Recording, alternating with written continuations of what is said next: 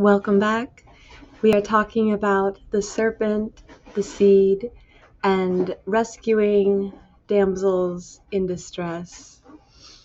We talked about Hercules with the three heads.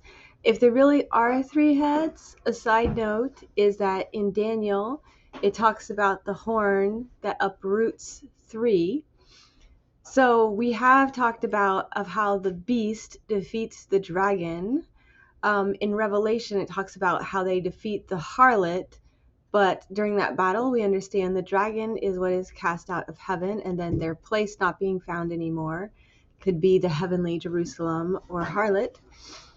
So we've talked about the angelic messenger and perhaps an eagle that is slain, and this goat that is slain with like a fish tail. So we contemplated if underneath it there was like a resurrection, and right here there's a phoenix, which is a symbol for resurrection. And we got to these fishes over here, and they are chained to this sea serpent, which could have its head cut off if you're connecting it with this head of the bull, since you only see the head. So this could be something that is beheaded. These fish do look like they're bound to the neck of this sea serpent. And so we see Pegasus here and Andromeda, and in the tail, Perseus goes with her. So I don't know if I had mentioned that I think I mentioned that I'd seen Hercules with this, so that is misinformation. Um, this is the one that's carrying Medusa's snake head. So he's the one that I guess traditionally he killed Medusa. Hercules killed other things. But yeah, let's take a look and continue on with our tale as we make our way up to the throne room of God. Also, speaking of resurrection, this almost most famous Orion, who may be beheading or defeating this bull, there is a river that may flow from his side. We can look at this river, but just to know, it ends with this phoenix, so it could be leading to like new life or resurrection. So the message of the gospel has been shared by one that goes and returns quickly. We're moving on to Ursa Major. In Hebrew, there is a word very similar in sound, though not in spelling, dov, which means a bear. So we find in Arabic dub, Persian deeb, and dab. We can see therefore how the Hebrew dover, a fold, and dab, a bear, were confused, and how the Arabic duba, cattle, might easily have been mistaken by the Greeks and understood as a bear. The constellation which we must therefore call the Lesser Sheepfold. 24 stars, the brightest star at the point of the tail, is the most important in the whole heavens. It is named Al-Rukhaba, which means the turned or ridden on, and is today the polar or central star, which does not revolve in a circle as does every other star, but remains apparently fixed in its position. But though the star does not revolve like the others, the central point in the heavens is very slowly but steadily moving. When these constellations were formed, the dragon possessed this important part. The original sons of God, maybe, and then this moves to Israel, which could be this lesser sheepfold, not lesser in importance, but what can join them with the nations, it could be an innumerable host, so a smaller one. And in the star, Draco marked this central point. But by its gradual recession, this point is sufficiently near this star Rukhaba in the lesser sheepfold for it to be called what is called the polar star. This star was called by the Greeks the cynosure. Aratus seems to apply this term to the whole of the 7 stars of the Lesser Bear.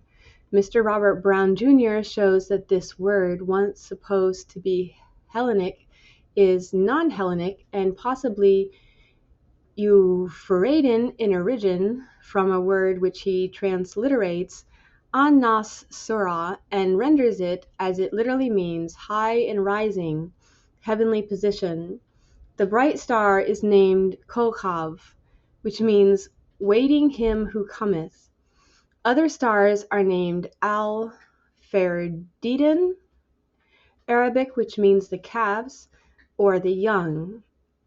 The redeemed assembly.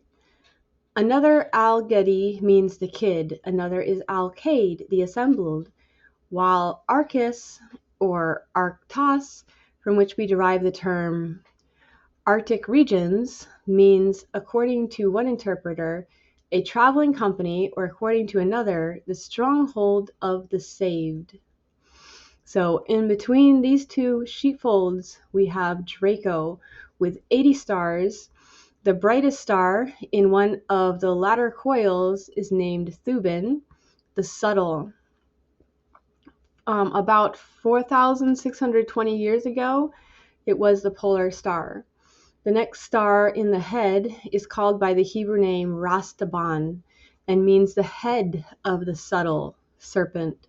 In the Arabic, it is still called Al-Wade, which means who is to be destroyed. The next star, also in the head, is called Ethanin, the long serpent or dragon. The Hebrew names of other stars are Grumain, the subtle, Genasar, the punished enemy. Other Arabic names are Al-Dib, the reptile, El-Athik, the fraudful, El-Asay, the bowed down. Ursa Major, the innumerable in heaven, 87 stars. In the book of Job, it is mentioned under the name of Ash. Canst thou guide Ash and her offspring? The Arabs still call it Al-Naish or Anashish, the assembled together, as sheep in a fold. The ancient Jewish commentators interpreted Ash as the 7 stars of this constellation. They are called by other Septendrinos, which thus became the Latin word for north. The brightest star in the back is named Dubi, which, as we have seen, means a herd of animals or a flock, and gives its name to the whole constellation. The star below it is named Merach, Hebrew, the flock, Arabic, purchased. The star in the left is called Veda or Fakta, meaning visited, guarded, or numbered, as a flock for his sheep, like the stars, are both numbered and named. The star is called Aloth, a name which we have in Aruga, meaning a she-goat. The star in the middle of the tail is called Mizar, separate or small, and close to it Al-Kor, the lamb. The star at the end of the so-called tail is named Benet Naish, Arabic, the daughters of the assembly. It is also called Al-Kaid, the assembled. The star in its right foot is called Talitha. The names of other stars all give the same testimony. Al-El-Kola, Arabic, the sheepfold. Kabdal, Assad, multitude, many assembled. Anashash, the assembled. Magrez, separated, as the flock in the fold. El-Kafra, protected, covered. Hebrew, redeemed and ransomed. Dube-Lechar, Arabic, the latter herd or flock. Helaik, also called by Homer in the Iliad, company of travelers. Amaza, Greek, coming and going. Callisto, the sheepfold, set or appointed. So next we'll look at Gemini. I suppose you could picture these two folds as separated by a great chasm, because in Yehoshua's parable, he was saying, like, between paradise, Abraham's bosom, and the others, that there was a great chasm fixed. And so if he stood here in the place, just like the serpent's lifted up, and he's taking the place of the serpent, who maybe once had this kind of role of leadership, and he's lifted up, then he's like a bridge. If you count the stars, 1, 2, 3, 4, 5, 6, 7, and then 7 here, then you put the 7 missing planets here. So then it's like if he redeems these 7, puts everything back in place, then there's this bridge here. So all of these nations that could have been without hope before in darkness, he makes them all clean. He's like this link in between the folds. He says, I have other sheep who are not of this fold, because he came to the 10 lost tribes, and he says that he's going to make them one fold. So it's like a picture of a bridge. And then we go up here and we've got twins. So we've already talked about Cancer, Leo. So this is kind of to get your perspective of where we're at right here. And we're not going to get to all constellations because some of these little ones, they're probably added later. Gemini, the name in the ancient Dendra zodiac is Clustis, or Claustrum Hor, which means the place of him who cometh. It is represented by 2 human figures walking or coming. I think in our constellation map, they look like males, and I don't think they have tails, so they're holding on to maybe a sickle or something.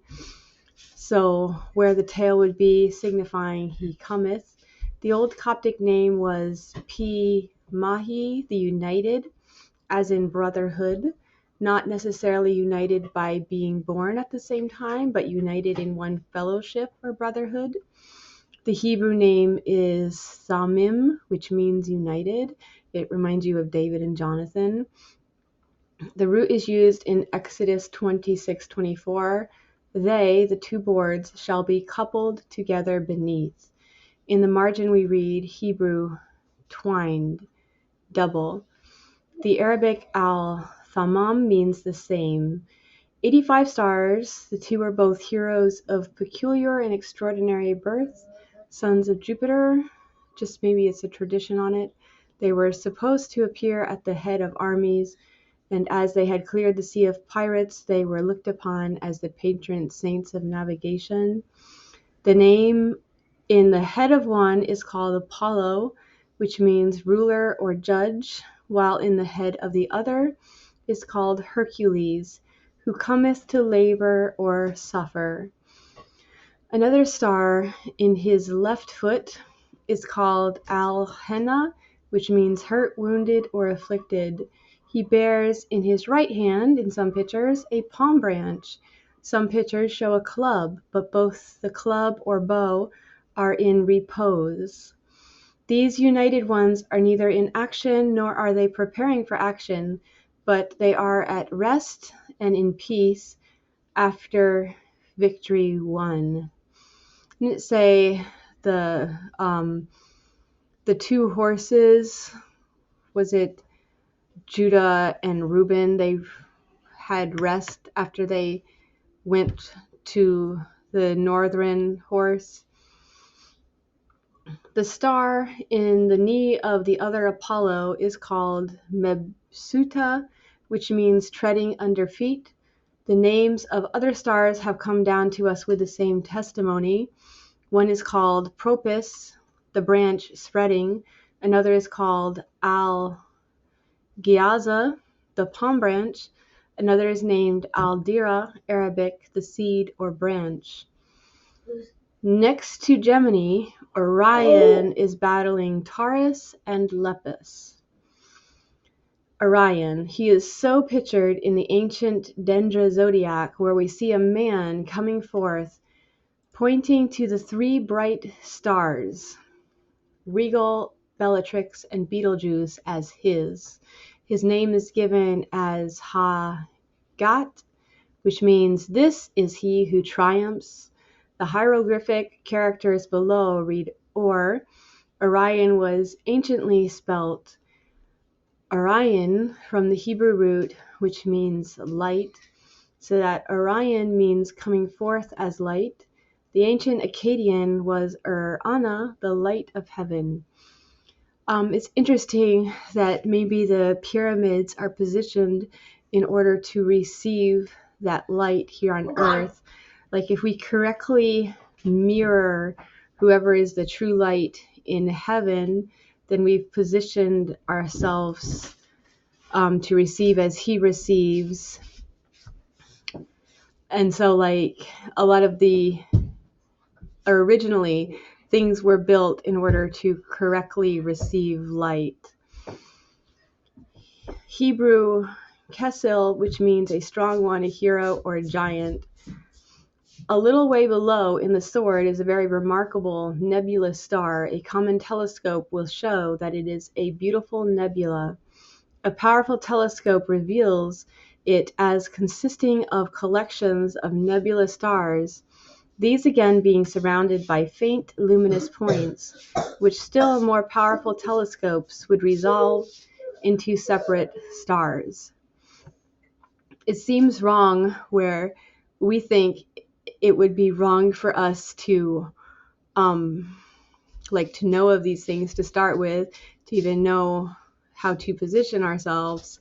And then like the enemy clearly could use these things and have these knowledge, and that's why we want to stay away from it, because the enemy uses these things. And so then like it's like they can manipulate and take advantage of the light where we don't even know it's available to be used. The picture presents us with the light of the world. His left foot is significantly placed upon the head of the enemy. He is girded with a glorious girdle, studded with 3 brilliant stars, and upon this girdle is hung a sharp sword. Its handle proves that this mighty prince is come forth in a new character, like Revelation chapter 1. The brightest in the right shoulder is named Betelgeuse, which means the coming of the branch. The next in the left foot is named Rigel or Wriggle, which means the foot that crusheth. The foot is lifted up and placed immediately over the head of the enemy, as though in the very act of crushing it. Thus the name of the star bespeaks the act. The next star in the left shoulder is called Bellatrix, which means quickly coming or swiftly destroying.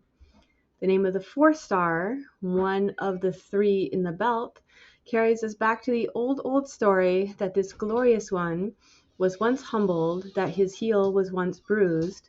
Its name is Al-Nitak, the wounded one. Similarly, the star in the right leg is called Safe, bruised, which is the very word used in Genesis 3:15, thus connecting Orion with the primeval prophecy. Like Orpheus, he has one leg bruised, while with the other he is crushing the enemy underfoot. The star in the belt is called Mintaka, dividing as a sacrifice. This is betokened by other stars named Al-Ra, who bruises, who breaks, as in Cephas, and Thabit, treading on. Other names relate to his person: Al-Ghiaza, the branch; Al-Gibor, the mighty; Al-Murzam, the ruler; Al-Nagjed, the prince. Nifla is Chaldee for the mighty, Nux, Hebrew for the strong. Some names relate to his coming, as Betelgeuse and Bellatrix above, Hika, Chaldee, coming, and Misa, Hebrew, coming forth. He is declaring the mystery is not complete, and the winepress may now be trodden. Eridanus, the blood up to the horse's bridle. The Dendric zodiac is a river under the feet of Orion. It is named Tat, which means the mouth of the river. 84 stars. The brightest star at the mouth of the river bears the ancient name of Achernar, which is in, as its name means, the after part of the river. Here, when the mystery is complete, that's in between the sixth and the seventh trumpet. So, like, I don't know, I would make changes. But it could be fit well where he's trotting the wine press. So blood rising, either blood could be coming from his side, or this could be like a river of blood that reaches up to the horse's bridle. We haven't read this. The brightest star at the mouth of the river bears the ancient name of Achernar, which is in, as its name means, the after part of the river. The next star at the source of the river is named Cursa, which means bent down. The next at the second bend in the river is called Zorak, flowing. Other stars are feet, mouth of the river, and Azha, the going forth. So taking a look at what else is at his feet, Lepus, a false prophet, perhaps. Dendra, Egyptian zodiac, it is an unclean bird standing on the serpent, which is under the feet of Orion. Its name there is given Bashti Beki. Bashti means confounded and Beki means failing. Has 19 stars, the brightest. In the body has a Hebrew name, Arnebo, which means the enemy of him that cometh. The Arabic Arnebeth means the same. It seems like we're only seeing the enemy or the harlot in defeated states, not in victorious states. So that could mean that Hercules would be more towards Messiah. Like all the other ones, they seem to be the enemy being cast out, killed, defeated. Other stars are Nibble, the mad, Rakius, the bound, Arabic with a chain, Sugia, the deceiver. And then next will be Taurus, the seven-headed beast, maybe with 10 crowns, we'll see. Called him Isis, who saves or delivers, and Apis, the head or chief. The bull is clearly represented, and in all the zodiacs which have come down to us is always in the act of punishing or rushing. 141 stars. The name of the sign in Chaldee is Tor, hence Arabic Al-Thar, Greek Taurus, Latin Taurus, etc. The more common Hebrew name was Shur, which is from a root which means both coming and ruling. There are several Hebrew words for bulls and oxen, but the common poetical term is reem, conveying the idea of loftiness, exaltation, power, and preeminence. We find the root in other kindred languages, and it can be traced in the name of Abram, which means preeminent or high father, Rama, high place. The brightest star in the bull's eye has a Chaldee name, Al-Debaran, which means the leader or governor. The star at the tip of the left horn has an Arabic name, El-Nath, meaning wounded or slain. Another prophetic intimation that this coming Lord should first be slain as a sacrifice. Okay, I think this is something it was just quoting from his thing, and I'll try to remember to leave the link this time. But I think this is where you're seeing he's battling against this. If he's pointing his weapon at something, then this is the one that's being defeated. There then is the cluster of stars known as Pleiades. This word, which means the congregation of the judge or ruler, comes to us through the Greek Septuagint as the translation of the Hebrew kima, which means the heap or accumulation, and occurs in all these verses. It consists of a number of stars in the neck of Taurus, which appear to be near together. The brightest of them, marked in all the maps, has come down to us with an Arabic name, El Sayon, which means the center, and has given the idea to some astronomers that it is the center of the whole universe. The Syriac name for the Pleiades is Succoth, which means Bus. So, like, right after they're delivered, they're living in Bus. I think of the Pleiades as like those who are bound in either Egypt or the land of the north. Another group of stars on the face of the bowl is known as the Hyades, which has a similar meaning of the congregation. So this could be like their counterpart. You have the Virgin, and then you have the Hydra, which we learned was the harlot. They're sometimes spoken of as constellations. Other names are Palacum, Hebrew, belonging to the judge. Wasit, the center or foundation. So the center or foundation would be a reference to Jerusalem, probably, maybe a heavenly Jerusalem. Al-Thuraya is Arabic for the abundance. Virgili, Latin, the center. Turned on, rolled round, like a millstone maybe. We know from the first two horsemen, it's just things that come to mind, that Christ has both a bow and a sword. His bow reaches Cetus in front of him, who is attacking the fishes.